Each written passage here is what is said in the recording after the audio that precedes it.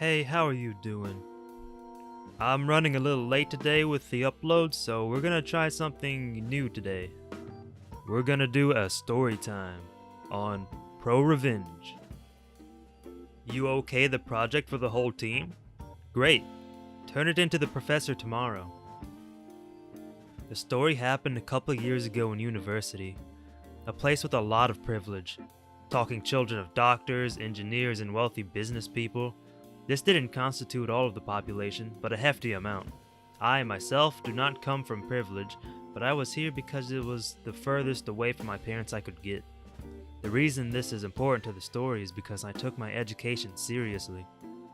Don't fuck with me and my grade and I won't fuck with you. I pay for this shit with a 40-hour work week while taking 16 hours of class a semester. I'd gotten 2 teachers' contracts to be reconsidered and not renewed at the end of 2 different years. I give everybody respect, but do not screw me over. I explained my situation to my teachers at the beginning of every semester, saying I may not be in class and why, but will still give my 100% effort in learning the material and getting assignments done. Most were understanding. The particular professor in this story was understanding, as I would always show up in his office hours in the afternoon after sleeping all morning and asking relevant questions and not asking, "Hey, sir, what did we learn in class while I was sleeping?" Enough of the backstory. Here are the characters, obviously nowhere near their real names. Matt, professor. Client, store owner. Damien, project partner. Jeff, project partner. Kirk, project partner. Barry, me. The spring class in this story was an implementing business computer systems class. For their yearly project, we had a real-life client that our school volunteered the students for pro bono work of small business in the area. We were seniors, so we are trusted with the client's work as it is oversaw by our professor. This is a big step, and I, for one, am excited. I had been doing nothing but working as a bartender/server in a fine dining restaurant and having my head in books learning how to code with barely any time to do much else. This was an opportunity to get a taste of the real world we were about to embark on. The project started out fine. We all drive 30 minutes away to meet our client. A wonderful woman that owned a small floral business, and she was paying 1-800-Flowers to sell her product for her, which came with the website itself and a huge price. This lady was also in her 60s and by no means fluent in computer. This is important for later. We talk, find out she wants a new website. Her contract with 1-800-Assholes ends in the summer. No pressure. We will be able to finish the website and give it to her by the end of the semester, if not earlier. This will give us time to teach her what is needed and what to do so she can maintain and run the website by herself. Afterwards, we delegate the tasks, and since I have the most extensive background in coding and computers, I volunteer to learn how to create this website for our client as long as Damien, Jeff, and Kirk work on the other parts of the project, the user guide and the technical documentation. For our client, this needed to be extensive so that she would be able to post her product on the website with an easy transition.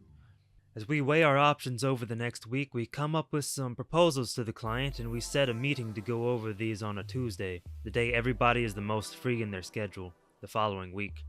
Sunday, Jeff says he can't make it. Kirk quickly responds and says he can't make it either. I say it's cool. Damien and I will be able to make it. Monday, Damien says we should reschedule because now he can't make it. I say no, I will go by myself. We shouldn't cancel on the client. No biggie. I understand things come up. As the project went through the semester, I am killing the website. I have a working e-commerce store integrated with the store's PayPal. I have a shop tab and a featured page for in-season flowers. I ask about the documentation and the user manual, and I am told by all 3 of them that they are working on it and will have a rough draft for me soon to check out. Cool, no problem. Time to show the client the product to see if she wants any changes or if we should just continue creating the website for her. We set a meeting with the client on a Tuesday, a week or 2 in advance, and everybody says that it's okay. Same song, different story. Sunday, Jeff says he can't make it. Kirk quickly responds and says he can't make it either. I say it's cool, Damien and I will be able to make it. Monday, Damien says we should reschedule because now he can't make it. I say fuck no, this is a client. You don't do that to clients. So I hop my ass by myself to drive 30 minutes to meet our client.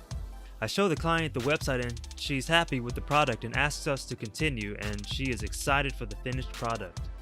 How our weeks are set up is in such a way which they start on a Wednesday and end on a Tuesday, so the last day of classes are on a Tuesday. School then gives an extra free day that Wednesday for a study day, then the exam schedule goes Thursday, Friday, Saturday, Monday, Tuesday, Wednesday. I am sure you can infer what students do on that Tuesday before study day. Fast forward to the end of the semester, I still haven't seen any documentation or user manual, and it is due on the class's exam day, which is the first day of exam week. So a week before it is due, I am told I will have the documentation and user manual in my hand before our meeting, which is at 12 p.m. that study day, Wednesday.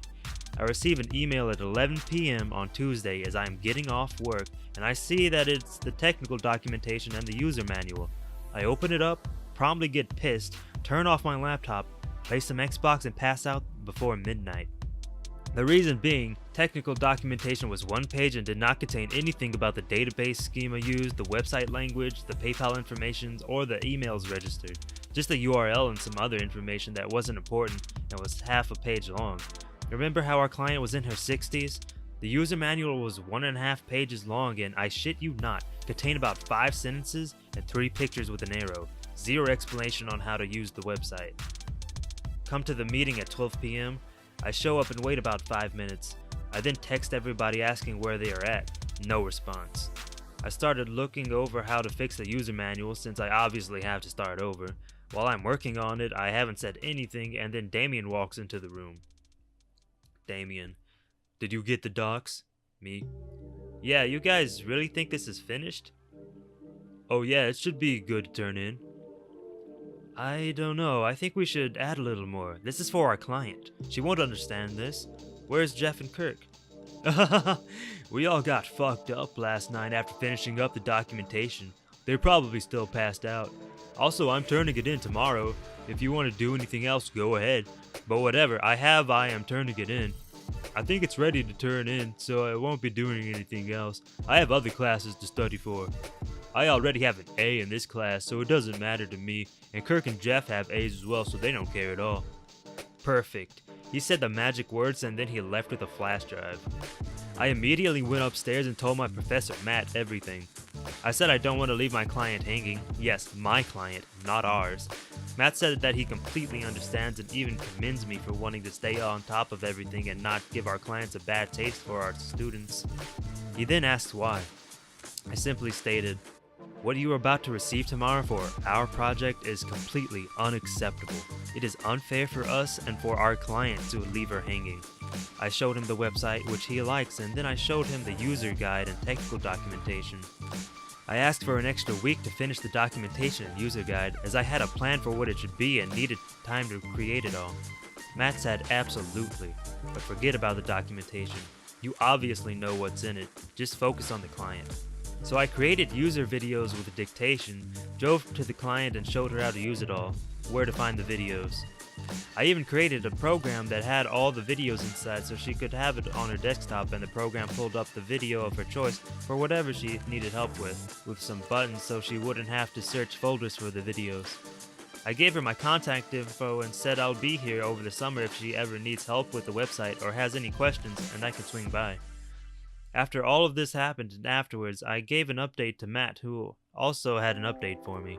Apparently, he almost failed the rest of my group because they turned in their projects by slipping an unmarked USB drive under his door. He only accepted it after they emailed him asking if he received the USB.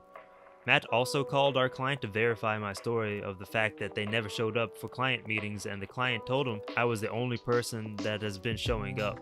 Hearing this from other people, anybody in my group that had A's in the class leading up to the project got a C, and anybody with a B in the class failed. Damien's GPA was screwed up from this class as it was a 4-hour class. Kirk and Jeff both failed, and Jeff wasn't allowed to graduate, and Kirk had to retake it the next semester even though he wasn't graduating. My grade, which was an 84 before the project, was bumped up to an A. The next year, Damien asked how I did in that class because he was confused about his final grade, and I simply said I did fine, received an A. He has no idea the reason why. Don't fuck with me and my grade, and I won't fuck with you. And that wraps up this story. Do you think that this was a little harsh? Leave your answer down in the comments below. Personally, I think it was okay. They had plenty of opportunities to help on the project and they chose not to. Also, if you made it this far, thanks for sticking with me, and thanks for watching.